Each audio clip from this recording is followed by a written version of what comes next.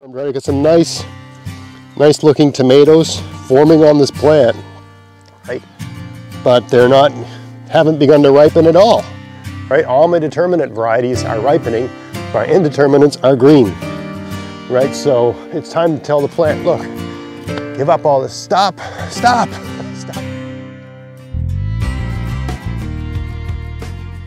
Hey, it's Greg here with MaritimeGardening.com. I got some nice tomatoes growing behind me here. And today I'm going to talk about topping tomato plants, that is to say, cutting the tops off a tomato plant. Why you'd want to do that, depending on where you are. So, and then I'm going to show you how to do it. It's not that complicated, you cut the top off sort of thing, but why on earth would you want to do that? Well, there's two kinds of tomato plants, to keep it simple. What's called determinate and indeterminate tomato plants. A indeterminate tomato plant just grows and grows and grows and grows and grows and grows. And at some point it starts putting out tomatoes. Okay, and it'll just keep doing that until the winter comes and the frost kills the plant. At least I'm speaking to my climate here in Nova Scotia, Canada. So it just grows and grows and grows and get higher and higher, higher and higher. And then at some point the frost hits the plant, it's too cold, the plant just dies. A determinate tomato plant grows to a certain height, usually relatively short, maybe 2-3 feet high, then it stops growing and it just puts out fruit. So determinate plants have a faster time to maturity, and they don't give you as much fruit overall, but if you're confined to a short growing season like I am here, we have a relatively, it takes a while for winter to get started here, but we tend to get frost in September. It's very rare that we don't get an early frost in September. It just comes in and wipes everything out. And yeah, there's things you can do. You can cover your tomatoes, you can do this, that, and the other thing. But, it's very, very, especially when you're gardening on the scale I have, you can't be, frigging around with every little plant trying to coax it into the fall, right? You basically want to plant things that are going to give you their fruit before the frost comes, just to keep it simple. So I tend to prefer having determinate tomato plants because they grow fast, they give up their fruit quickly, and then it's all over, right? They have a short days to maturity. Sometimes, and the best way to ensure that is to buy varieties that are like that, and the best way to ensure it is to buy seeds, right? Usually if you're buying your seed from a seed provider, especially if you're buying online, you get a lot of choices. You can read about the variety, see what options it has, and so on and so forth, the days to maturity, and whether it's determinate or indeterminate. And if the place you're buying it from has, if they know what they're doing, they'll provide all that information for you, okay? But let's just say, and this is the situation I was in this year, I bought some nice fast-growing determinate variety seeds, but I didn't get them started early enough. I just kept putting it off and putting it off and putting it off, and then I realized, oh my God, it's the end of May, and I don't have any tomatoes started in any way. It's June or whenever that was, and I just went out to the store and bought whatever I could find, right? And because we're still under the sort of pandemic situation, not every store is stocked up. So most of the tomatoes I was able to buy were indeterminate, which are not the ideal tomato for where I grow. If you live in a place with a really hot, really sunny, and ideal conditions, sure, go for it. That's a great option. But if you have, not a lot of heat over the summer, remember the amount of growth the plant's able to put on, it's got nothing to do, or doesn't have a whole lot to do with your growing zone. It's more about how much sun and heat there is during the summer months, during the growing months, right? The plant gets its energy from the sun. So how much energy, it's just like the sun's like a battery for a plant. So how much battery power is going into that plant, right? If you're getting 12 hours of sun a day, 16 hours of sun a day, direct sun, like today, it's a shiny, sunny day, right? How much of that kind of sun is shining down on the leaves of the plant? Because that's, how many hours a day, how many hours for the whole growing season can a plant gather up? If that's limited in some way, like where I am, where today's not a good example, but a lot of mornings there's fog, it's hazy, just from the ocean. I live near the ocean, so, it's overcast or so on and so forth. So there's still light, but you're not getting the good light. Just like if you were trying to charge up something with a solar pack, you want direct, shiny sun. Or put it another way, if you're a kid and you're messing around with a magnifying glass, you're trying to, light something on fire with a magnifying glass. That's the kind of sun you need for especially plants like tomatoes that like a lot of sun, right? On an overcast day, you can hold a magnifying glass over a piece of paper all day. It won't light it on fire. You need direct, shiny sun, like today. Okay, so So if you've got an indeterminate plant, it's just going to keep growing and growing and growing. So, you know, right now, my plant's continuing to grow. It's putting on new growth, and it's putting out new flowers. But it's very unlikely that those new flowers are going to be able to mature and provide a fruit before the first frost. Maybe, maybe not. But experience has taught me that it's usually maybe not. So there's a way you can sort of talk to that plant and say, hey, why don't you stop putting out new fruit? And why don't you just focus all your energy on the fruit you got, right? And all you do is you just cut the top off, just like cutting the top off a tree sort of thing, right? It just changes the plant's activities, and the plant stops growing up and puts all its energy into, you know, reproduction, right? Instead of growing, it's just, okay, I guess I better put everything into these fruits. So let me show you some plants here that I got in the garden in that state.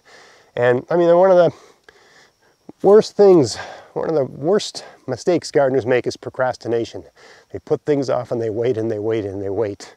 And when gardeners are, you know, I think optimism, hopefulness is an essential quality to have as a gardener, but that optimism can go against you sometimes. I can be optimistic that, oh, maybe we won't get any frost in September. Maybe it'll be the warmest, sunniest, nicest growing September ever, right? So that optimism can work against you, because what usually happens at some point in September we get a frost and the tomatoes just stop growing, right? So I have to today I have to turn off the optimism and turn on the ruthlessness and just cut those things off a little bit so they can focus on the putting out the fruit and not on the growing so much. So let's come have a look at these tomatoes here. All right, so here we got some really nice tomatoes.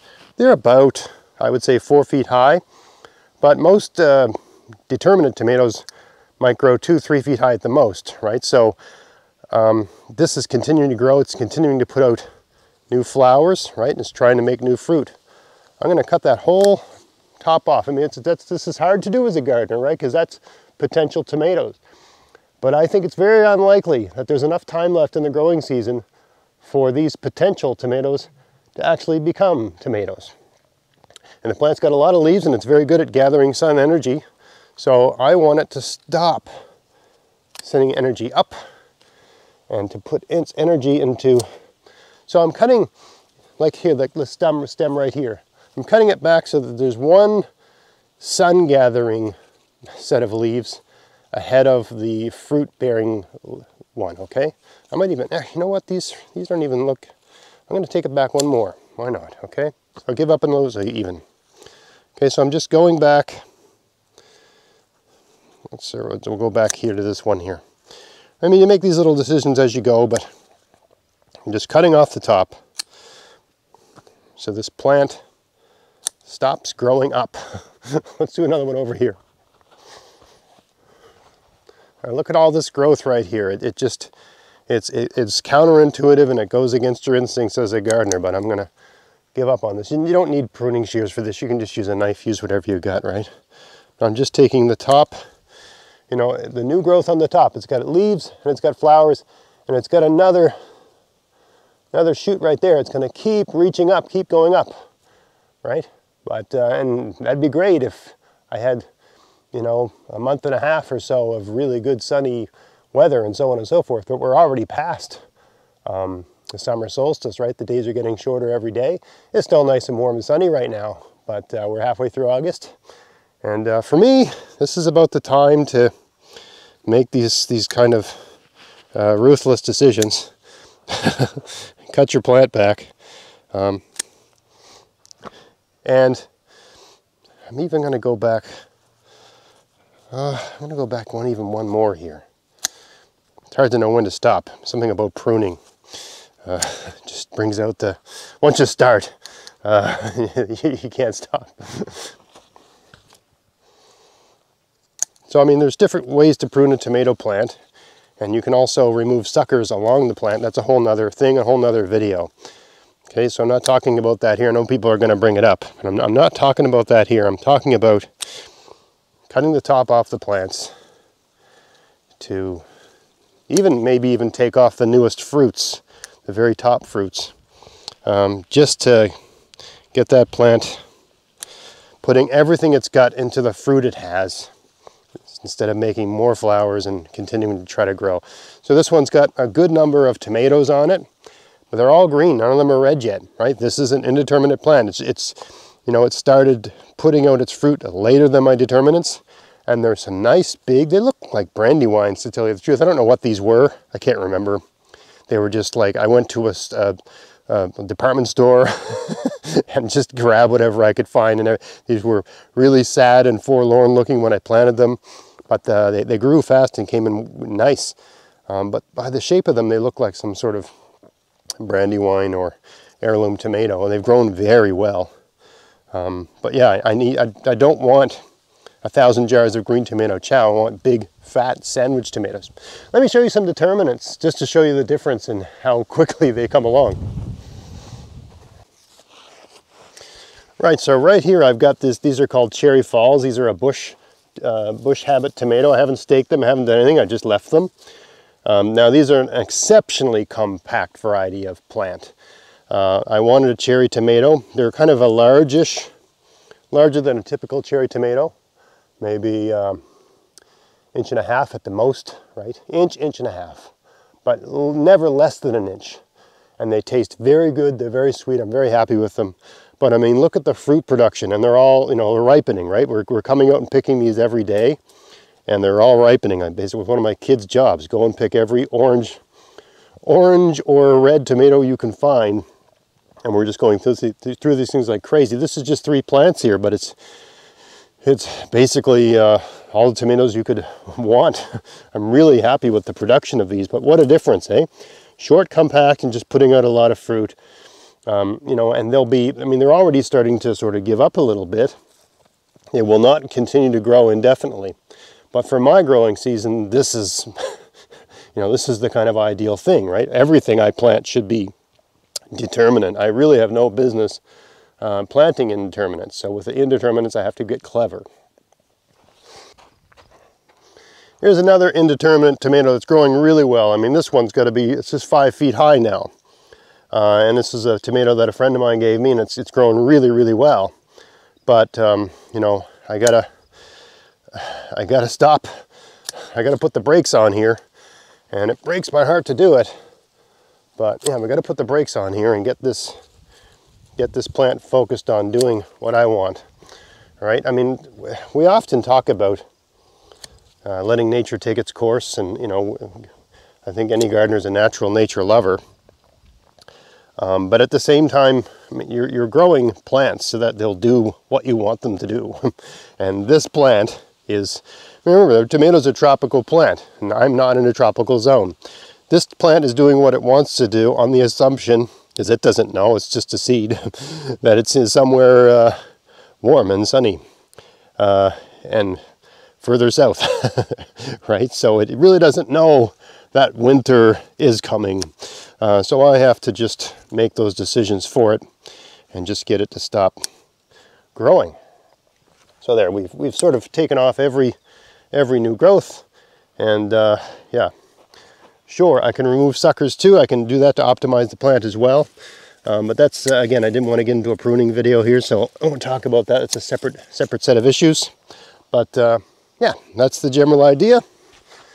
If you got an indeterminate tomato plant and you've got a relatively short growing season and there's a risk of frost in September, I would say sometime between middle and late August you should think about just, you know, like that old great line from the Dirty Harry movie. Let me do my best Clint Eastwood impression. Man's gonna know his limitations, right? Well, you know, a gardener has to know his plant's limitations, right? These indeterminate tomatoes, they just cannot deal with cold weather, and they're just going to keep growing and growing and growing until the weather kills them. And so a lot of the flowers it's putting out right now will never become fully realized tomatoes without a lot of cleverness, right? Creating some sort of microclimate around the plant. I could build some sort of, you know, 6 mil poly TP over this or something. I'm sure I could do something clever like that. But I got enough tomatoes. I got all the tomatoes I want. I just want the ones that are formed, right? I got some nice looking tomatoes forming on this plant, right? But they're not, haven't begun to ripen at all, right? All my determinate varieties are ripening, my indeterminates are green, right? So it's time to tell the plant, look, give up all this, stop growing and start ripening for me so I can make the use of that fruit. So I think I've beaten that point to death, and I hope that was of value to you. I've noticed a couple people asking questions like this on various social media forums, so I thought I'd make a dedicated video about topping tomato plants. I remember my grandfather talking about that when I was growing up, and I imagine, you know, it wasn't until relatively recently that determinate varieties of tomatoes, and so many of them were available. I would imagine if you went far enough back, all the tomatoes were just indeterminate. So, you know, a farmer or gardener would have to sort of cut the tops off to solve the short season problem. So anyway, I hope you found that interesting. If you did, please like, share, subscribe. Check out my podcast, maritimegardening.com. Don't forget to click the bell if you want to know when I've made a new video. And until next time, get out there, get at it, have fun in your garden. Thanks for watching.